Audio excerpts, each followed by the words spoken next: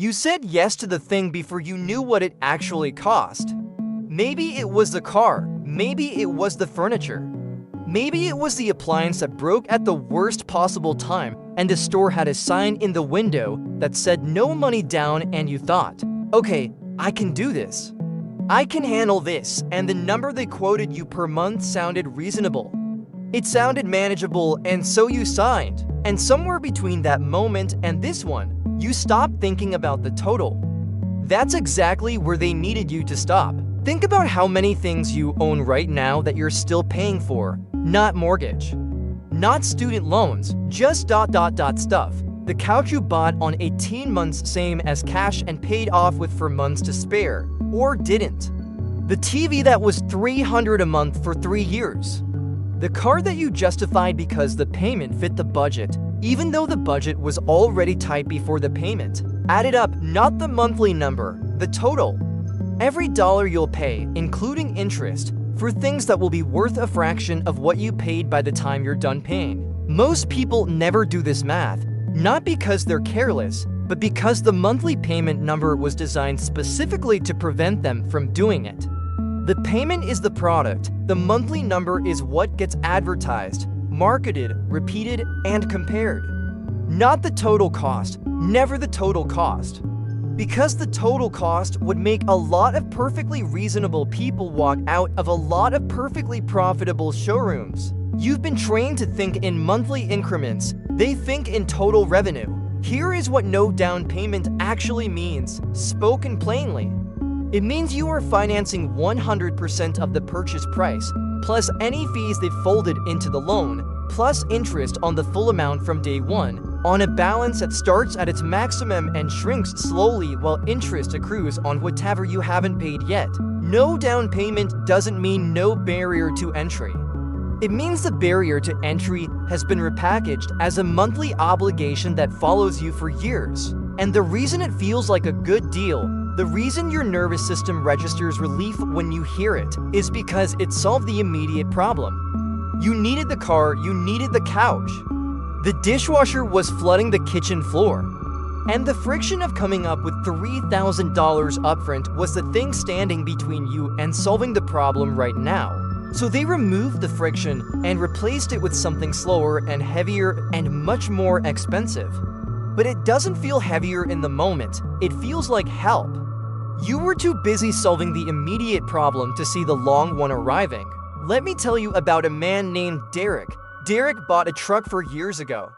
0 down, 6-year loan at 9.4% because his credit wasn't pristine and the dealership's financing partner wasn't offering the good rates that day, or so he was told. The sticker was $38,000. By the time the loan is paid off, Derek will have paid $51,600 for a truck that, at that point, will be worth roughly $14,000 on the open market. Derek is not financially irresponsible. Derek has a 401k. Derek reads articles about money. Derek, in every measurable way, is trying. But Derek signed the paper when the salesman slid it across the desk because the monthly payment was $462 and that, right then, felt survivable. Derek has never added up $51,600 and looked at it as a single number. Most people in Derek's position don't. The genius of the monthly payment is that it prevents the full reckoning. You only ever see the slice, never the whole. And what happens next is the part most people miss. Derek will roll the remaining balance on this truck into his next vehicle purchase because in year 4 of a 6-year loan, he still owes more than the truck is worth. This is called being upside down. It is extraordinarily common. And it means Derek's next car loan starts not at 0, but at whatever negative equity he's carrying forward. The debt doesn't end, it evolves. But here's what nobody tells you about how the no down payment world actually operates. The financing offer and the sale price are not separate conversations. They are one conversation, disguised as two. When a dealership, furniture store, or appliance retailer advertises 0 down, they are not absorbing a loss to help you. They are making a calculated bet based on decades of consumer behavior data that the removal of the upfront barrier will increase their total revenue, not decrease it. People who put nothing down are more likely to carry the full loan to term. People who carry the full loan to term generate more interest revenue. People who generate more interest revenue more than compensate for any discount the retailer might have offered to a cashier. The zero down offer is not a concession, it is a higher margin product sold to people who feel like they're getting help. And the interest rate, that 9, 11, 14, 23% number buried in paragraph 4 of a document you signed without reading entirely, that number is the real price of the purchase. The sticker is a suggestion, the interest rate is the invoice. Nobody taught you to read that number the way they taught you to read a sticker. That was not an accident. This is where it gets interesting and uncomfortable because the no down payment mechanism is not just about cars and furniture. It's a training system. Every time you bought something with zero down and survived the payments, your brain logged a data point. I can handle this. I don't need to save before I buy. The discomfort of not having the money upfront is unnecessary. There's always financing available. And that data point becomes a reflex. The reflex becomes a pattern. The pattern becomes your default relationship with major purchases. And your default relationship with major purchases determines, more than almost anything else, where you end up financially in 20 years. Because the zero down reflex doesn't stay contained to trucks and sofas, it migrates. It shows up as the home equity line used for a renovation you could have saved for. It shows up as the business loan taken before the business model was proven. It shows up as the medical financing agreement signed in a hospital waiting room. The mechanism is always the same. Remove the upfront pain, distribute the real cost across time, and ensure the total paid is substantially higher than the sticker. You were not born preferring to pay more. You were conditioned to accept the structure that makes it happen. And this is where everything you thought you knew about affording things starts to break. Most people define "I can afford this" as the monthly payment fits in my budget. That is not what afford means. That is what survive means. Those two words, afford and survive, have been doing each other's jobs in your head for so long you may not have noticed they swapped. Afford means you have the resources to acquire something without materially damaging your future position. Survive means you can absorb the monthly hit without the whole system collapsing this month. The wealthy don't think about money the way you were taught. People who accumulate wealth do not, as a rule, ask whether the monthly payment is survivable. They ask what the total cost is. They ask what that total cost represents in terms of hours worked, future optionality surrendered, and compound growth foregone. They treat major purchases as full transactions, not installment arrangements. This is not because wealthy people have more willpower. It is because they learned, or were taught, or figured out that the monthly payment framing is a cognitive trap. That it turns a $30,000 decision into a $400 decision and makes the $38,000 disappear. The trick, if you can call it that, is to always force the number back to its total form before you decide. Here is the first principle that changes how this works. Never evaluate a financed purchase by its monthly payment. Evaluate it by its total cost, including interest, and then ask whether you would pay that number in cash if you had it. This sounds simple. It is deceptively hard because the monthly payment is the number that's handed to you, repeated, confirmed, and printed on the contract. The total cost is a number you have to calculate deliberately against mild social pressure to just get the paperwork done. But here's what that calculation does to your decision-making. It gives you your real answer.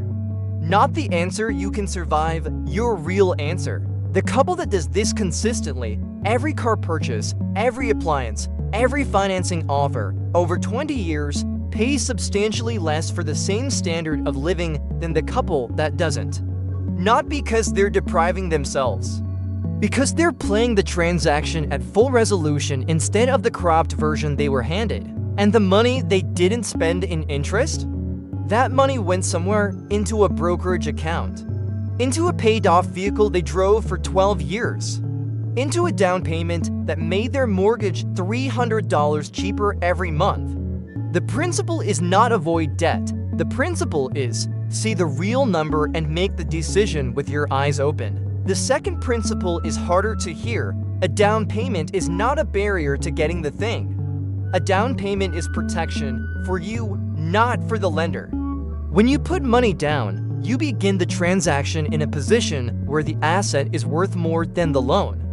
This means you can exit the transaction at any point without owing more than you can recover. You have options. When you put nothing down, especially on a depreciating asset, you begin the transaction upside down or close to it. The asset is worth what you paid. The loan is what you paid plus fees. The moment you drive off the lot or take the delivery, the asset drops in value and the loan does not drop with it. This is not a technicality. This is the entire game. People who are financially fragile are almost always people who are locked into positions they can't exit. The car they can't sell because they owe more than it's worth. The lease they can't break because the terms are punishing. The financing agreement that has 3 more years of payments on something they'd give away tomorrow if they could. The no down payment offer didn't just cost them more money, it cost them options. And options, the ability to change course, exit a bad deal, respond to an unexpected situation. Options are the actual currency of financial stability. You don't feel their absence until you need them. There's something darker underneath all of this, and it lives in the marketing itself. 0 down, no payments for 12 months, same as cash. Each of these phrases is doing a specific psychological job. 0 down eliminates the present barrier. No payments for 12 months eliminates the near-term discomfort. Same as cash implies equivalence with a form of buying that is fundamentally different. Same as cash is the phrase worth sitting with. Cash means you had the money. Cash means the transaction is complete. Cash means no one owns a piece of your future income in exchange for the thing you bought. Same as cash means none of those things. It means if you paid off within the promotional period, you won't be charged the interest that was already accruing. If you don't, if there's a balance remaining on day 366, the deferred interest hits retroactively. Sometimes years of interest at rates above 20%, appearing on your statement the morning after the grace period ends. The same as cash offer is a bet they make against your follow-through. They know statistically how many people will not pay it off in time. They know the number because they've run the experiment at scale for decades. The offer exists because it is profitable, not because it's charitable. Every promotional financing offer exists because it is profitable. That is the only reason it exists. Let me tell you about a different kind of outcome. Sandra and her husband had a rule they made early in their marriage and never broke. They did not finance anything that went down in value. Cars, appliances, furniture, electronics, cash only, or they waited. This meant that for years, they drove older cars. They bought a second-hand washing machine when theirs died. They waited 8 months to replace a couch. They did not feel wealthy during this period. They felt, in the way that's hard to describe unless you've lived it, like everyone else had more than them. Newer cars in the driveways, nicer things in the living rooms. The quiet, persistent sense of being slightly behind. But while their peers were paying interest on everything that depreciated, Sandra and her husband were accumulating a down payment. Then equity. Then, a decade later, a paid-off home and no consumer debt.